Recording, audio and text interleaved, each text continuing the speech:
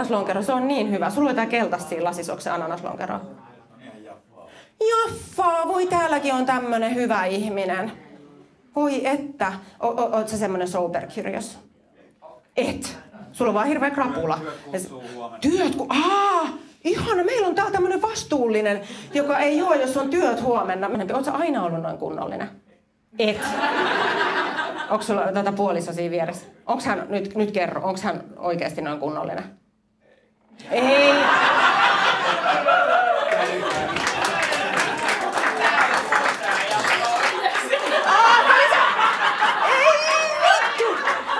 Siis se oli sen puolison Jaffa ja tää äijä antoi mut uskoa. Sillä äijällä on oikeesti punaviinitus edes. Työpäivä huomenna. Äijä selittää tässä eturivissa, mulla on työpäivä huomenna, niin sen takia vaimo juo Jaffaa. Ja se on varmaan... No totta kai kun vaimo on kuskina varmaan, se saa aamulla heittää sut töihin.